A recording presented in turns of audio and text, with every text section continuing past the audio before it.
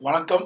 இன்றைய முதலமைச்சர் திரு ஸ்டாலின் அவர்கள் அண்மையில் சில கருத்துக்களை வெளிப்படுத்தியிருக்கின்றார். அதில் அனைத்து இந்திய அண்ணா திராவிட முன்னேற்ற கழக ஆட்சி காலத்தில் புயலின் போது, கனமழையின் போது சரியான நடவடிக்கை எடுக்கவில்லை என்று ஒரு தவறான கருத்தை வெளியிட்டிருக்கின்றார். அது உண்மைக்கு புறமானது. அனைத்து இந்திய அண்ணா திராவிட முன்னேற்ற கழக ஆட்சியை கண்ட பொழுது பல்வேறு புயலை கண்ட ஆட்சி அதிமுக ஆட்சி. தானே புயல், வர்தா புயல், கஜா புயல் என்று பல புயலை கண்டு உடனுக்குடன் நிவாரண பணிகளை மேற்கொண்டு புயல் வேகத்தில் புயலினுடைய அடிச்சோடு இல்லாமல் சிறப்பாக பணியாற்றிய அரசு அதிமுக அரசு.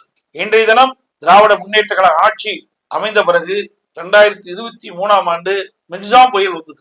அந்த புயலின் போது கனமழை பொழிந்தது சென்னை மாநகரத்தில். அதில் கொளத்தூர் சட்டமன்ற தொகுதிக்கு உட்பட்ட காவல் நிலையம் முன்பு இடுப்பளவு தண்ணீர் ஒரு வாரமாக நின்றது. அதே போல கொளத்தூர் சட்டமன்ற அலுவலகத்தின் முன்பு இடுப்பளவு தண்ணீர் ஒரு வாரமாக நின்றது. அதையெல்லாம் கண்டுகொள்ளாத முதலமைச்சர் தான் இன்றைய முதலமைச்சர் ஸ்டாலின் அவர்கள். ஒன்றுமே தெரியாத போல அதிமுக ஆட்சியில் புயல் காலத்தில், கனமழை காலத்தில் எந்த நடவடிக்கையும் எடுக்கவில்லை என்ற ஒரு தவறான கருத்தை இன்னை வெளிப்பட்டிருப்பது கண்டிக்கத்தக்கது.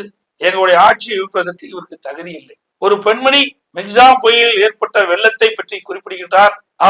அவருடைய வீட்டுக்கு அருகில் தண்ணீர் நிற்கின்ற பொழுது, நடந்து செல்கின்ற பொழுது அந்த பெண்மணி சொன்ன கருத்து, ஸ்டாலின் தான் வந்தாரு, நீச்சல் அடிக்க விட்டுட்டாரு, ஸ்டாலின் தான் வந்தாரு, நீச்சல் அடிக்க விட்டுட்டார் என்று அந்த பெண்மணி சொன்ன அந்த அற்புதமான வார்த்தை எல்லா வலைதளங்களிலும் பரவியது. அது கூட தெரியாத முதலமைச்சர் தான் இன்றைய முதலமைச்சர் ஸ்டாலின் அவர்கள். அது மட்டுமல்ல, அண்மையில் திரு ஸ்டாலின் அவர்கள் சென்னை மாநகரத்தில் பெய்த மழை நீர் 24 மணி நேரத்தில் அகற்றப்பட்டதாக தம்பட்டம் அடித்துக் கொண்டார்.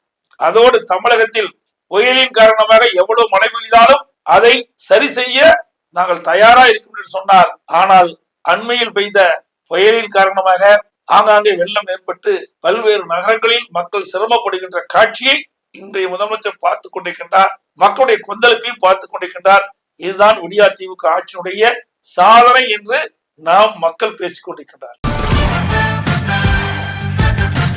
உங்களில் ஒருவனான எடப்பாடி பழனிசாமி பேசுகிறேன்.